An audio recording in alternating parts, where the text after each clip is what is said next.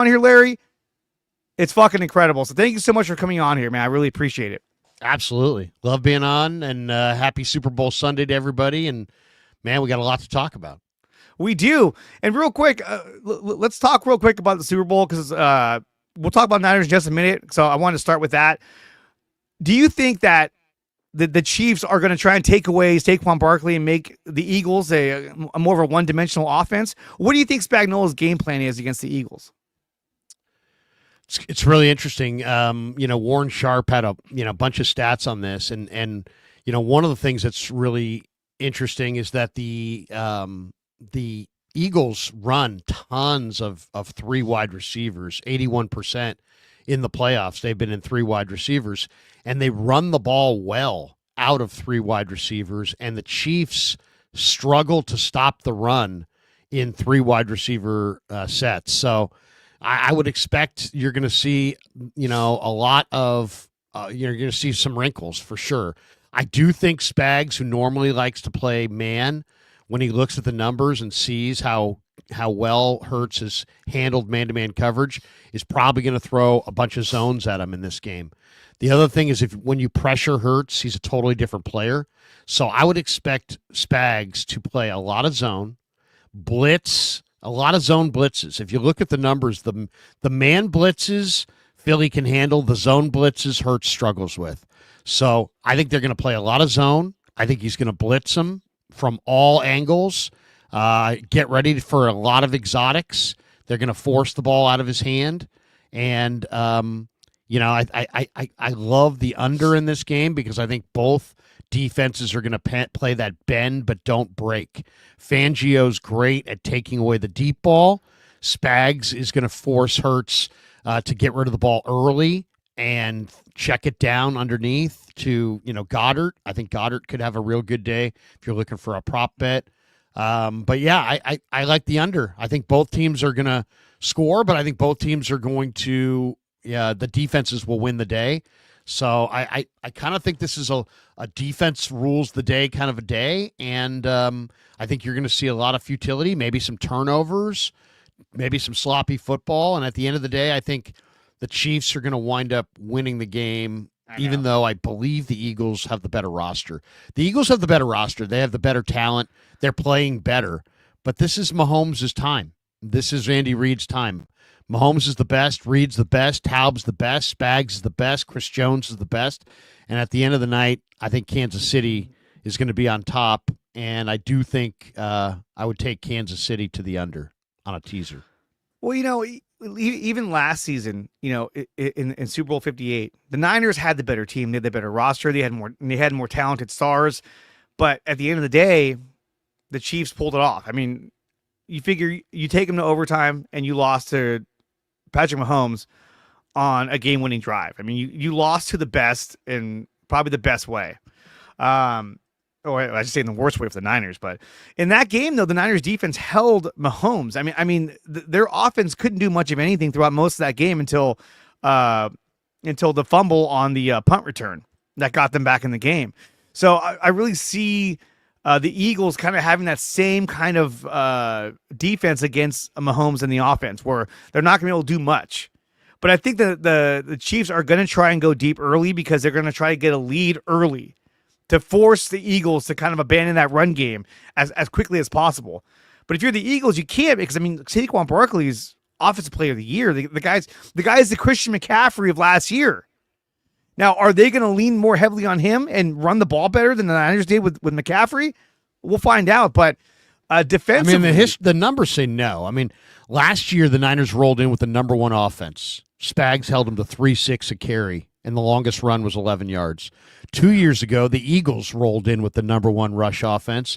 Spags and company held them to 2.6 yards per carry, and their top running back had 16 yards on 7 carries. So Spags is really, really good. To me, the difference, though, is going to be this is always about Mahomes. And I don't think anybody's going to nobody's made a big deal about it today or up to today. But when we get to the post game, I'll make a prediction right now. Kansas City wins the game, and in the post game, all you're going to hear about is man, Patrick Mahomes got disrespected on Thursday night on the MVP voting. I mean, and there's no question he did. I mean, he's Patrick Mahomes. I mean, he is the Michael Jordan of his time. Yeah, I know. And he finishes behind Jared Goff in the MVP voting on a year where he led his team to a gaudy record in the number 1 seed, and the road to the Super Bowl in the AFC rolled through Arrowhead. I mean, I don't know, man. To me, that was really, really. To me, I mean, he didn't have a great year individually, but I mean, I think that's what the Chief players are going to be talking about. Oh, the disrespect. You know, it's one thing to finish behind Josh Allen and Lamar Jackson, but behind Josh Allen, Lamar Jackson, Saquon Barkley, Joe Burrow, and Jared Goff, and have 16 less votes for the MVP than Jared freaking Goff. I mean, he played terrible if too. If I was Mahomes, I'd be using that as motivation, and I don't think they'll talk about it before the game, but if they win the game afterwards, I bet you it comes up. Absolutely. And really, he should have been, 2 or 3 in that MVP voting. But to be behind Jared Goff, and we saw what Goff did in the playoffs. He played horribly. He was right there with Sam Darnold. I mean, both of them completely choked away that game in terms of their overall play. Multiple turnovers, bad decision making. But yet, I guess statistically, they said that he's better than Mahomes. But out of all those quarterbacks, everyone who was up there for MVP awards, who would anyone take on their roster immediately? It's Patrick Mahomes. Second would be Josh Allen or Lamar Jackson, not Jared Goff. And I was saying, even early on this season, the Lions' biggest weakness is Jared Goff. And a lot of Lions fans were like, oh, you're just jealous. Ah. And look what happened. He went out there and he shit the bed. I was like, oh my God, this guy. And of course, I mentioned Sam Darnold. He turned back into a pumpkin. He turned back into the Sam that we all knew. And hey, you know what? He had a good year, but it is what it is, right? I mean, I didn't see Sam Darnold. It makes you appreciate the way Brock played in the second half against Green Bay and Detroit, and the way that he played in Super Bowl 58. You know, I mean, there's a ton of pressure in these moments, and not everybody can respond to the pressure. And Goff kind of showed what he was. Darnold showed what he was, and Purdy, I think, has shown what he is in the playoffs. So I think the playoffs isn't like some secondary conversation. I think the playoffs is who you actually are. And if you, it really separates the men from the boys. I mean, there's all kinds of decent quarterbacks out there, but how many good ones are there? There's all kinds of guys who can do it, in the regular season. How many guys can do it in the playoffs when everything's on the line, when you're getting everybody's A game and the defensive coordinator's best game plan, and they're putting their best foot forward. So, I think it really shows how incredibly valuable the great quarterbacks are in the NFL. And people talking this week stupidly about, maybe if you trade this guy and that guy to Cincinnati, you could get Joe Burrow. If you talk for a minute about trading for Joe Burrow, you're not a serious content creator. You're just not. You're not serious. You're not serious if you're talking about trading for Joe Burrow. You're not. You're clicks and clickbait, and you're doing it for alternative reasons, because nobody with any credibility believes that Joe Burrow is going to be traded. So they would to never even go down Joe that Burrow. road is just so that just shows, the people that are just in it for the clicks and for the money, they'll throw anything against the wall. But I mean, anybody entertaining Joe Burrow as a trade candidate, seriously, check yourself. I agree. In fact, I at one point I also thought that the whole T. Higgins, go out and signing T. Higgins was dumb. I was like, they don't need to do that. They want to spend that kind of money on that. But then, you know what it was, man? I'm telling you right now, I listened to one of your streams and I was like, you know what? He's got a point. Ayuk being out more than half the year. Deebo being Deebo. He's slow. He can't beat man. You got Pearsall, Jennings, and Cowing. I don't know if that's enough. I don't know if that's good enough to get you through half the year. And then there was this. Deebo Samuel has been given a has been granted, him and his agent, Tory Dandy, permission to seek a trade. Now, I know you had talked about this as well. You kind of spoke on this from the Adam Schefter tweet right here. This is big news that you dropped. Do you want to tell everybody about this? Do I want to tell people about it? Well, Adam Schefter and Ian Rappaport are both reporting this morning that that the Niners are have allowed Deebo to shop and his agent to shop for a trade. And now it's just a matter of, first of all, I've been talking about this for weeks, that, that I thought Deebo was probably gone and that Ayuk is diminished and is probably going to miss at least half the year. And even in a year where, and the 49ers just went, receiver in the first round last year with Ricky Pearsall. Yeah. So I know nobody's wants to talk about receivers. Everybody wants to talk about offensive linemen, defensive linemen, and I get it. But the reality is that Kyle Shanahan and John Lynch don't have a year to throw away. They don't have a year to be like, we'll just draft a receiver and we'll just see if it works out. And if it might take 2 years for him. No, they don't have that kind of time. It's go time for them. So in their go year, I think they're going to have to add wide receiver to the list of needs, and it's going to go at or near the top. And it's a rough thing because it's not a good wide receiver year. So it's not a great year to need a wide receiver in free agency. There's T. Higgins. Now, Mike Lombardi said that talk at the Senior Bowl was that the Niners might be a sleeper team for T. Higgins. And the more you look at it, the more it makes total sense because they want to be good next year. They're going to need a dynamic player. They're probably going to ask Brock to take a little bit less. If I'm Brock and his agent, I'm not taking a little bit less unless you're going to spend that extra money that you're saving on me on a T. Higgins or an offensive lineman or both.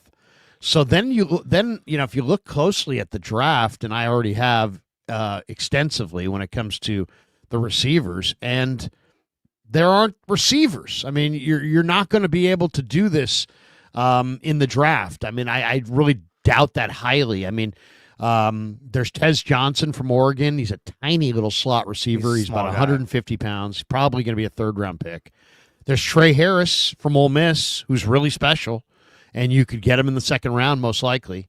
But if you don't get Trey Harris in the second round, man, then you're looking at day 3. And there's 5 or 6 or 7 or 8 guys that I really like on day 3. But day 3 wide receivers to have to play a significant role on a team that fashions itself as a Super Bowl contender.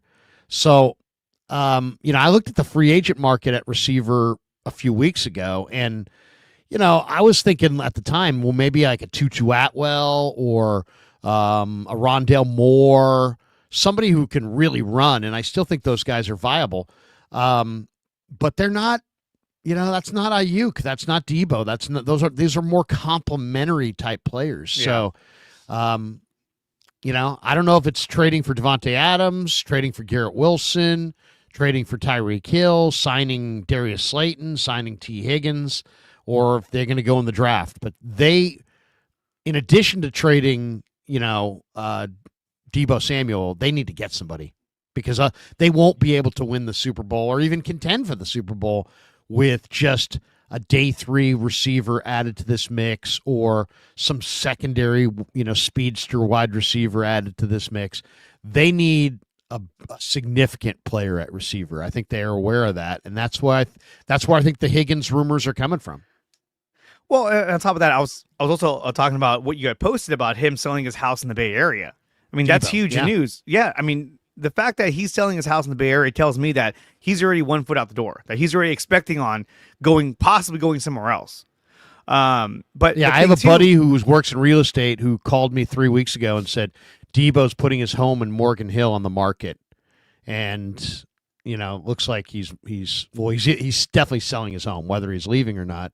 He's selling his home. But I got the feeling at the end of the year, the way he played in the Miami game, to me, spoke volumes. That was like, get me, Mike McDaniel, bring me here, bring me here, bring me here. It's like he's begging the Dolphins to sign him. He let it all hang out in that game, and I haven't seen him play like that with that kind of reckless abandon, that kind of speed, determination in quite a while. So, I mean, I'd have to go back to the Eagles game in Philly, the last time I really saw him cut it loose like that. So I would say look for the Dolphins.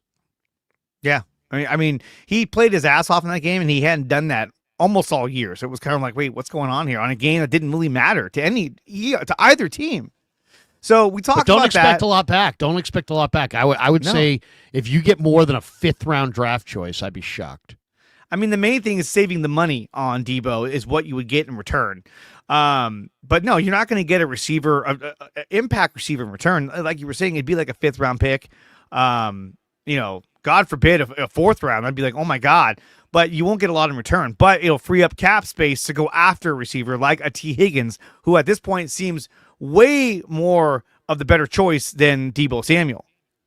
Now, there was also talk about Devontae Adams, that he was interested in coming back to the West Coast. What's your take on Devontae Adams? Do you think that he would be an answer for our need at wide receiver? See, I don't think he's an answer. Why? Because, the wide receiver core on any team at any level, but especially in pro football, they have to complement one another.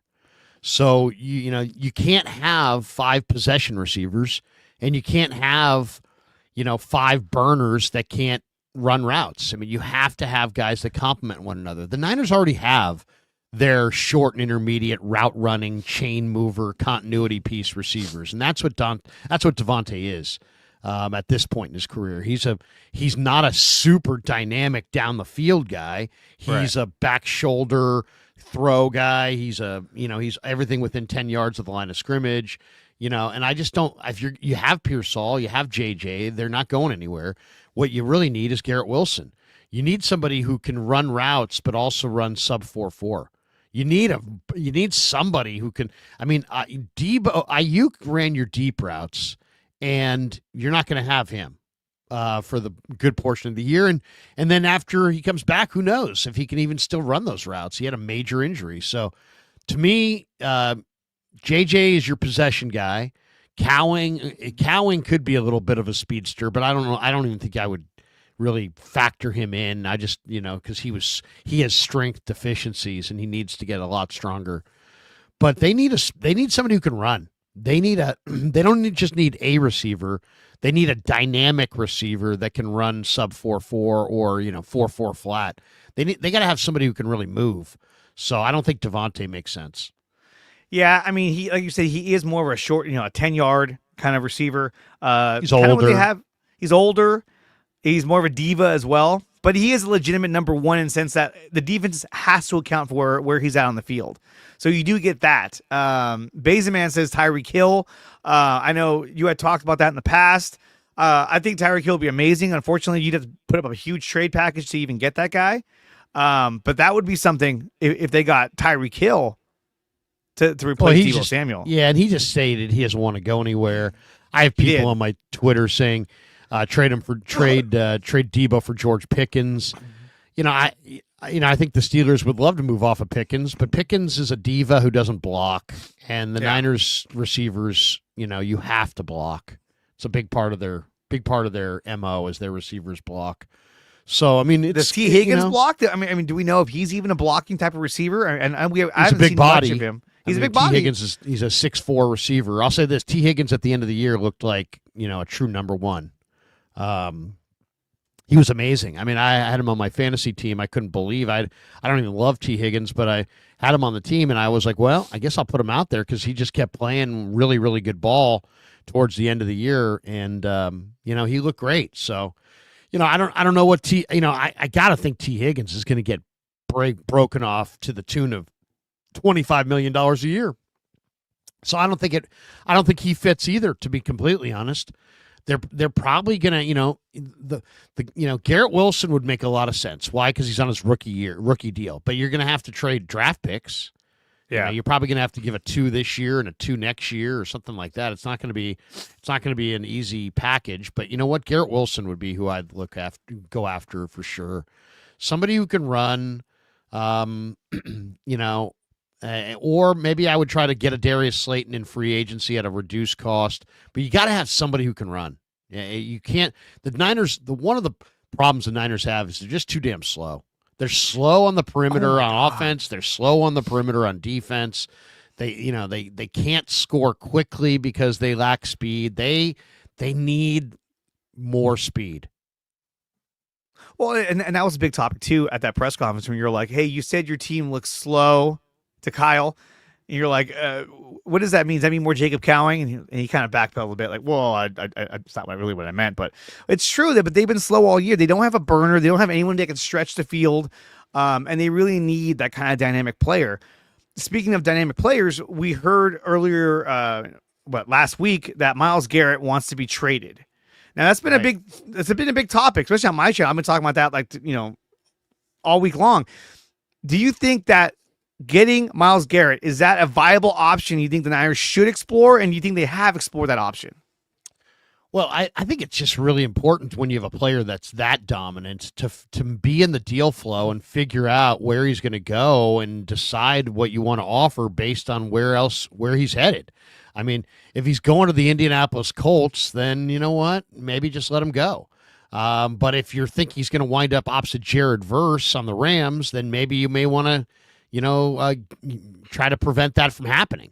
So I think you got to be interested for the block. I think you got to be interested just for the potential. I mean, they've been looking to try to, the Niners have their stated goal when they took over this new regime in 2017.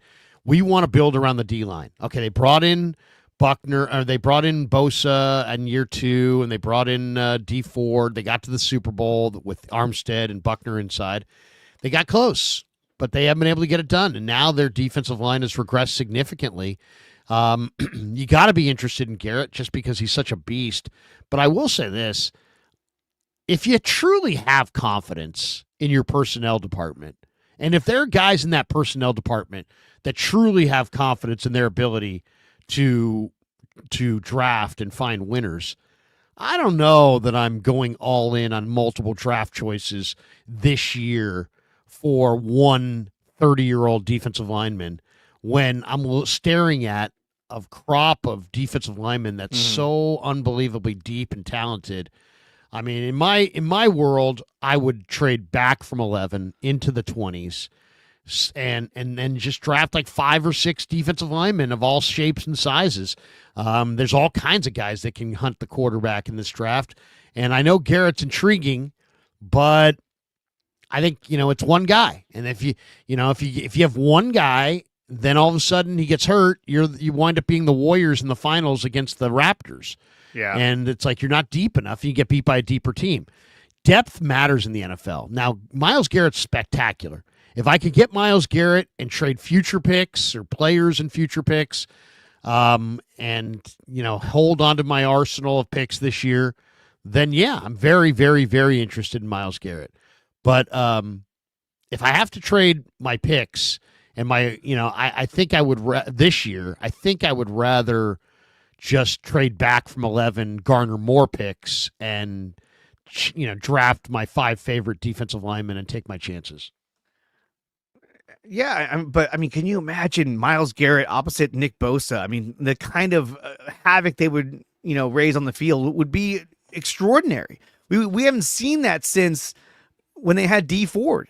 So I mean, they would be damn near unstoppable. But I agree that if you get him, but still, here's the thing though. You put yourself anytime you go all in. I mean, look at it this year.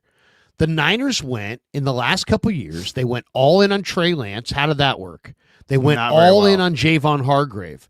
Hargrave played 3 games this year. When you go all in on a player and he plays 3 games, you're cooked. And the Niners were cooked. Their D-line was super thin. By the end of the year, they had no sacks in like the last 6 games. Poor Sorensen couldn't do a damn thing about it, so his butt got fired because he couldn't dial up any pressures at all. He just sat there watching his D-line get no pressure week after week after week, doing absolutely nothing, hoping that it would all work out. I mean, they need depth. I mean, they need numbers. They need at least, I would say, 5 defensive linemen. They need at least a couple ends, probably 2 or 3 defensive tackles. I don't like what they got up front. They got Evan Anderson. They've got Malik Collins. They got Bosa. They got Leonard. They got Jordan Elliott. The rest of those guys: Khalil Davis, Drake Jackson, Robert Beal. All these guys. I mean, there's just a bunch of dudes, just a bunch of guys. I mean, I love Drake. He's a great friend and everything. But I mean, come on, man. They need to have some serious upgrade of defensive line talent this year. Whether they get Myles Garrett or not, they have to add 3 or 4 big time defensive linemen.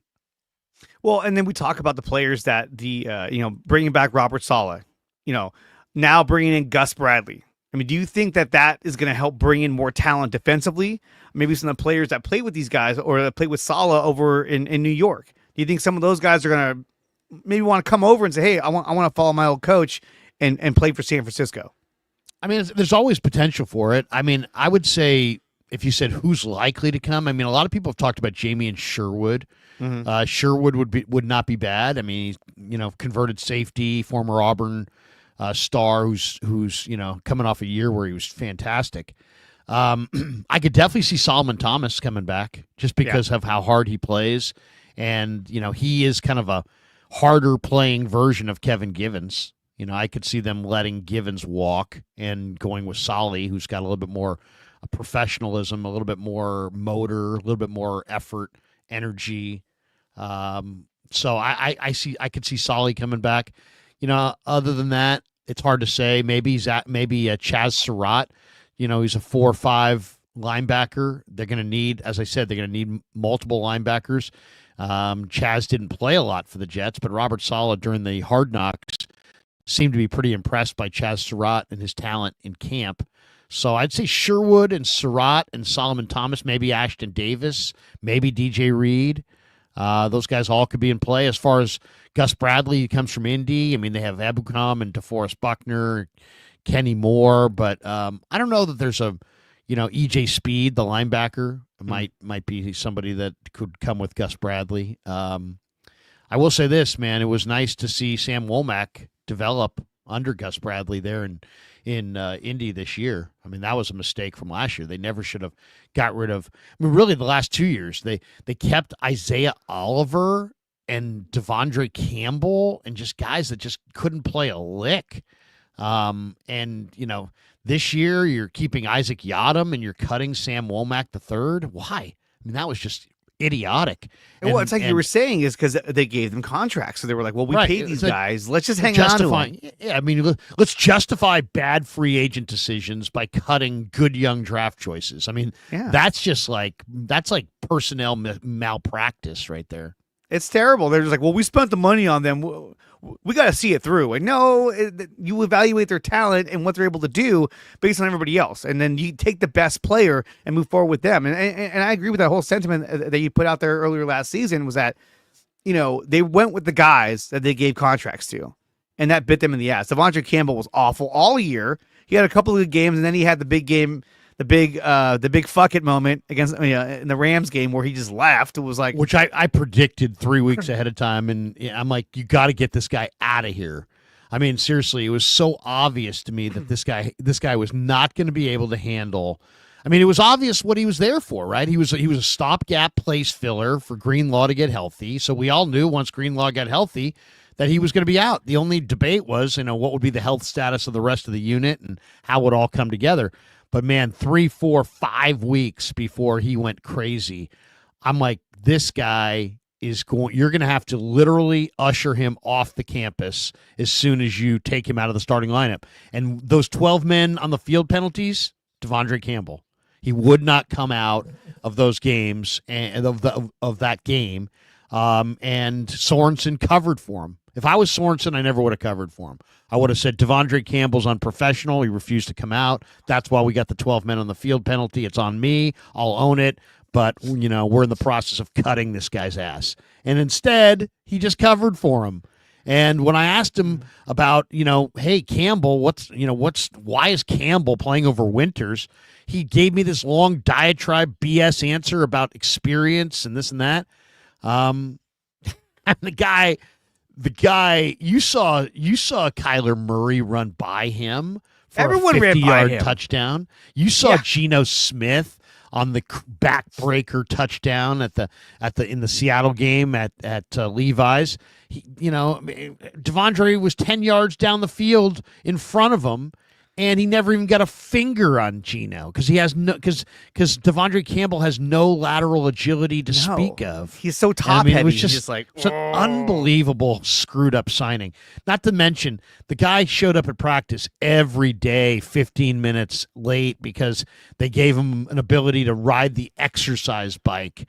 It's like, dude, if you need to ride the exercise bike and have to be 15 minutes late for your position period, you know what? I don't want you.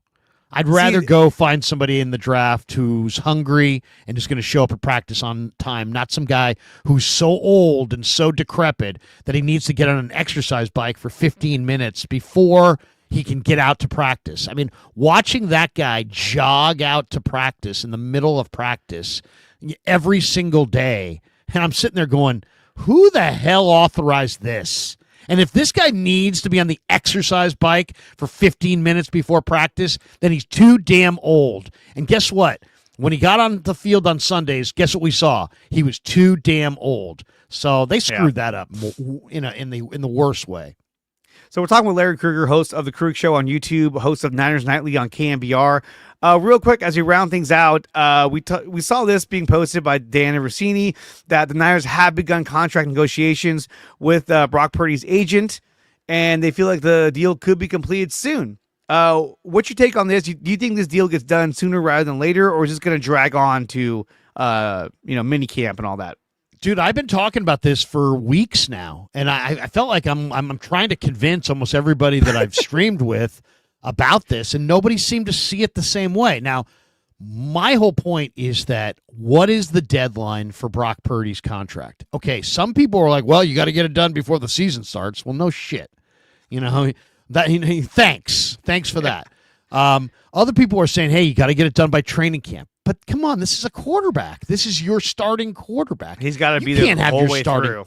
Your starting quarterback can't roll out there in training camp. He's got to be there when you install everything in mini camp. So then I started thinking about it, and I'm like, you know what? They badly need a receiver, and there aren't any receivers in the draft. So if they're going to get anybody in free agency, they're going to have to get that done with Brock Purdy by the beginning of free agency. So I put March 12th down as what I think the deadline was. I've been talking about it for about a month now, and nobody agreed. I mean, I seriously asked everybody, hey, do you think? I kind of think the deadline's March 12th. Other people are like, well, no, it's probably more like May. It's probably more like the mini camp after the draft and this and that. And I'm like, well, dude, how are you going to go sign a significant receiver that you desperately need if you don't even know what you're going to pay your quarterback? So I would say March 1st is probably the unofficial deadline. Get it done with about a week to go before free agency when the agents really start to hammer down on these agreements, and then hit free agency running, sign your T. Higgins or your Drew Dahlman or whatever. I really think that the best way to handle free agency is the way the Packers did this last year. The Packers usually don't sign a lot of free agents, but this year they signed two. Xavier McKinney, who wound up being absolutely amazing for them, and Josh Jacobs, who was equally amazing. And I think the 49ers ought to copy that approach, which is build through the draft, get your guys in the draft or as undrafted free agents. But go get one or two pieces in free agency. And if it was me, my one or two pieces would be T. Higgins on offense and maybe a Drew Dahlman, but maybe a fast linebacker, maybe a Sherwood, maybe a Willie Gay, maybe even a free safety if because I don't love the free safety class. Maybe a corner, maybe a DJ Reed, but I think I would go after like two. If I could get T. Higgins and DJ Reed, let's just say on the perimeter, 2 free agents and then do the rest in the draft. Yeah.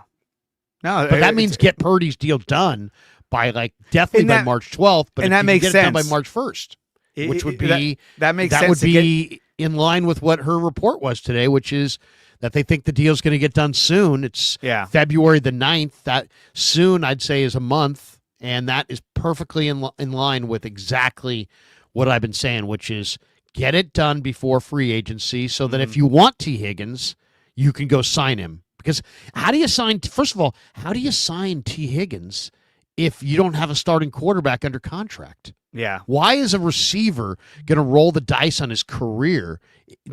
He may be catching passes from Tanner Mordecai for all he knows. It's he's not going to sign, and you're not going to be able to get that receiver unless you have the money and unless you know who your quarterback is.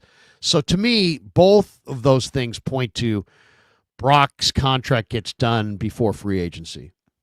I agree. I think it sounds good. Larry, I want to thank you for coming on here and talking Niners, talking Super Bowl. We got about a minute left. Final score prediction. What do you think it is for the Super Bowl? Ooh, I'm going to say I think it's going to be 27-24 Kansas City. All right. I say 24-20. I say 24-20. It'll be a 4-point lead, and they got to try to get a touchdown at the end of the game, and they can't do it. Chiefs win, and evil continues to prevail in the world. Larry, what do you got cooking for the rest of the week? Are you streaming later today or on Monday? Yeah, so before the Super Bowl, I'll do a little stream with John Lund. I'm going to pop over on his channel, trying to help people out on Super Bowl Sunday. I personally will not be streaming, other than I just stream this to my channel here as well. But I will be streaming in the post game. In the post game, that's my jam. Catch me in the post game. We're going to have a monster post game. We're giving away a Ricky Pearsall autographed 14 jersey in the post game. It'll be myself, my son, Dan Coach Emilio, Ryan Smith, Frank Red, maybe Cyrus Satsa. Some of my crew will be in the house. We'll talk a lot of Purdy. We'll talk a lot of Deebo. We'll talk T. Higgins. We'll talk about the Super Bowl. We'll give away the Pearsall jersey. So yeah, catch the Krug show as soon as the Super Bowl is over. I will walk out of I'm cooking for the fam today. I'm doing homemade nachos with pulled pork on top. Nice. And then we're going chicken wings, little buffalo wings. So it's going to be a bit busy day here at the Kruger house. Is Kev in the creek, or is he? Kev's here. He's in the house, so he'll be on in the post game, and I'm fired up for that too. So all righty, really appreciate him. Thank you so much, Larry. And guys, stay tuned. We have one more show coming up, or the next show coming up is with Big Mike over right here on IE Sports Radio at 10 a.m. He started already, so we're going to get out of here. Enjoy Super Bowl 59, and we'll see you guys next time. Peace.